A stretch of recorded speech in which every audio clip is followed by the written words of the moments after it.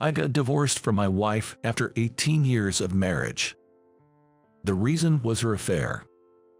When I found out about my wife's affair, I couldn't believe it, and it was quite a shock. But at the same time, I felt it was inevitable. That's because my wife and I were mismatched. My wife, who is the same age as me, is beautiful, capable at her job, and earned more than I did. She must have grown tired of me, who never really get promoted in my career. Especially if I were to get laid off. Many companies are resorting to layoffs in this economy. Turn on the television, and it's all gloomy news. There were talks every week at the company meetings about our difficult financial situation. Yet, I lacked a sense of crisis and felt it was someone else's problem. Then one day, my boss asked me to come to the conference room. What's it about? Did I mess something up? Or is it about starting a new project? Thinking casually like that, I knocked the door at the conference room. My boss pointed to a sofa with an expressionless face and said simply, "Sit there." It was a layoff notice for me. "You know our company is struggling, right?" "Yes. So, we've decided to make significant staff cuts. You're on the list." "What? Why me?" "I don't understand. Why me?" I confronted him in a panic. "You're young, so you'll have an advantage in finding a new job. Most of our employees are much older. It'll be tough for them to find work now. Just be prepared." "Wait a minute, please." The door closed, leaving me behind. I had dedicated myself to this company, never imagining such a turn of events. I couldn't accept it, nor could I agree with it. Why me? I couldn't tell my parents or friends. I also couldn't bring myself to tell my wife, but I couldn't keep quiet forever. When I finally told her about being laid off, her eyes widened in shock. "What? We've got bills to pay, so hurry up and find a new job. I can't be the only one bringing in money." She said that sharply. But I couldn't get myself to feel urgent about finding a new job, considering the future. In this economy, losing a job and finding a new one isn't easy. Our savings were dwindling. I knew we, a family of 3, were living off the savings. But it really made me mad to hear my wife say it. We often fought about money. Even after cutting costs by stopping our daughter's lessons and saving on tutoring fees, living was still tough. And that led to more arguments. Our once happy family had gradually become strained. One day, when my wife showed me our bank account, the low balance made me realize things were really bad. I worked part-time jobs while job hunting. I even did day labor, but quit when I couldn't physically keep up. My wife stopped saying anything. Her cold look said it all. One day, during that period of life, on my way home from a part-time job, I unexpectedly ran into a college classmate on the train. "Hey, David, long time no see. How are you?" "Yeah." After chatting, we ended up going for drinks. I didn't want anyone to know my situation. But part of me wanted someone to listen to my story. At the bar, fueled by alcohol, I told him about being laid off. He responded, "Man, that's rough. Everyone's got bills. Hey, you know what? A person at the company we do business with quit because of family care needs. They're hiring right now. I'll introduce you." "Really? Please, I'm desperate," I begged, grasping at straws. It seemed like a glimmer of hope. With that in mind, I headed home from the bar. On the way, I saw a car parked by the road and my wife getting out. "Huh? Did someone give her a ride?" I was about to approach when a man came out of the driver's seat, put his arm around her waist, and pulled her close. What's this? That night turned into a big fight, and we decided to divorce. I told her I didn't want any money. We had a 17-year-old daughter, Natalie. I thought she would choose my wife, but she decided to stay with me. Honestly, that made me happy. After that, Natalie and I started living together. She never said it, but I knew she was deeply shocked to find out about her mom's affair. Every time I saw her crying alone in her room, saying why did she betray us, I felt an overwhelming sense of guilt for not being a better father. Natalie was doing her best. She was smart and always at the top of her class in school. She must have taken after her mother. As for me, since the divorce, I just couldn't focus on work. The company I was introduced to was fairly well known, and without my friend's help, I would never have been hired there. Fortunately, I managed to get a job at that company. There were many more talented employees there, and I felt out of my league. Then one day, I made a terrible mistake. A shipment from overseas was delayed due to a cargo ship's delay, causing a delay in the delivery to the client. It was a sudden incident, but I knew there was a possibility of it happening, yet I hadn't informed the client beforehand. The client was furious when they found out, and the deal fell through.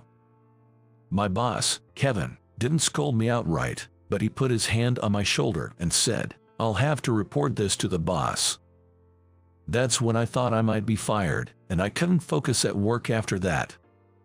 About a month later, I was called in by Kevin. He told me I was being transferred to a branch office in the countryside. It was basically a demotion. I had a feeling it might happen, but it was still a shock. Kevin said, "Don't take it hard. I think you'll do better in that branch. You can work there more freely." All I could say was, "Understood." When I got home, I told Natalie about the demotion. "I'm sorry for being such a useless dad." She said, "Don't say that. You're doing your best. Don't blame yourself." She's such a kind girl. Natalie is turning 18. She's been accepted into a national university in California and will start living alone this spring. So, Natalie and I will be living apart. Since we were apart, we kept in touch occasionally.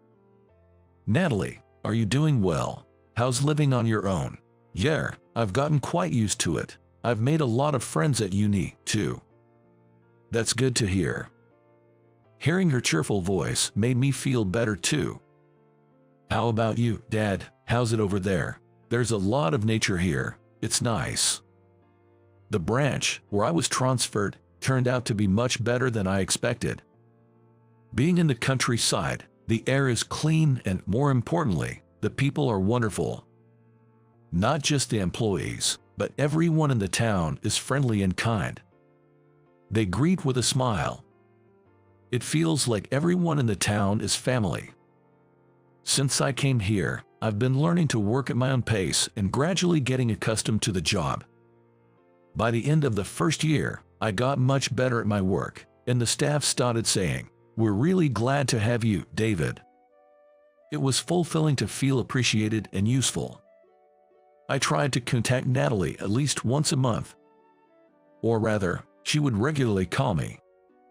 "You've changed a lot, Dad. You seem so much more alive now," she told me. Even after starting university, she worked hard and always stayed at the top of her class. She really did well. One day, I casually asked her, "Have you decided on a job yet?" She replied mischievously, "I have, but I'm not telling you yet." Though I was quite curious, I just said, "Okay," and didn't press further. After that, I worked hard at the branch office. Gradually, I started getting results. And incredibly, 2 years after being transferred, I was appointed as the deputy branch manager. When I told Natalie over the phone, she was as happy as if it were her own achievement. When she was in her 4th year of college, she shared some news. She had got a job. When I said, "Congratulations," she giggled over the phone. "Is something funny? You'll understand soon," she laughed. A few months later, I was told to return to the headquarters. I was a bit surprised, thinking I would stay at the branch. Going back to headquarters meant I could see Natalie. I was about to tell her when she contacted me. Unusually, we did a video call that day. "You're coming back, right? It'll be nice to see you after so long," she said right off the bat. Huh? How did she know? Out of curiosity, I asked her why she knew, and she said something unclear like, I knew it from hearing Dad's voice.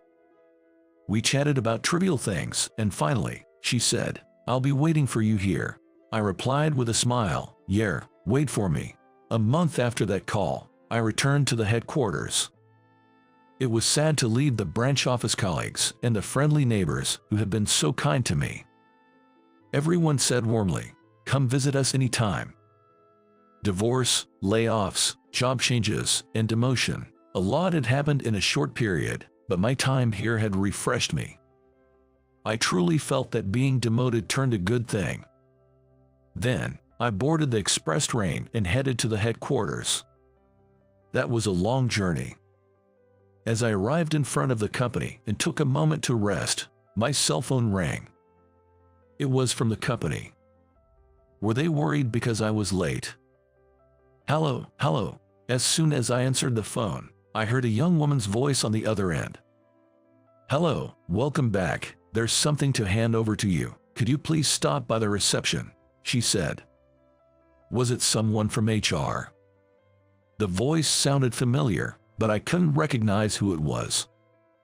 And what could the reception possibly have to give me? Full of questions, I headed to the reception anyway. There was a young woman sitting there. She looked down, and her face was not visible. Good afternoon. I'm David. I received a call from you just now, I said to her. Then she looked up, smiling broadly, and said, welcome back. At that moment, what? I exclaimed in surprise. It was Natalie sitting in front of me. Her name tag read Natalie Brooks. Astonished, I watched as she giggled and said, I've been working here since this spring.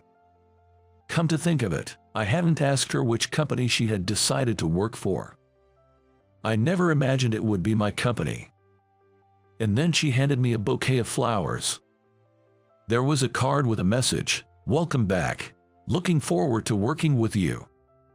What's this, Natalie? I felt an overwhelming sense of happiness. Then Kevin also appeared. Working at the same company with your daughter. That's enviable, he said with a smile. Welcome back, we're counting on you here. I bowed and replied, thank you, I'm looking forward to it too. That evening, I decided to go out for dinner with Natalie, who I hadn't seen in a while. After sitting down and toasting, I asked, why did you choose this company? You could have got a better one, couldn't you? She laughed and replied, well, I was worried about you, Dad. I thought I needed to be by your side. Is that so? I said, laughing along, and then she continued. When I went for the interview, Kevin was the interviewer. He recognized me as your daughter right away. He said that you are a very hard-working person. I also learned this from her story. Kevin didn't intend to demote me. He sent me to the countryside branch, meaning for me to take a little break and enjoy the relaxed rural life. At that time, with all that had happened, he thought the countryside branch was a better fit for me. It was his way of being kind. Natalie said, with such a kind boss, I thought I could work here with peace of mind. That's why I chose this company, smiling. Then, a bit shyly, she added, well, the main reason was that I wanted to work at the same company as you. What a sweet daughter. She started working as a receptionist at the headquarters, and her beauty quickly made her popular among the male colleagues. As a father, I'm a bit worried, but she's truly a daughter to be proud of. Thanks to my accomplishments at the branch, I'm now doing well at work. From now on, I plan to work hard alongside my proud daughter.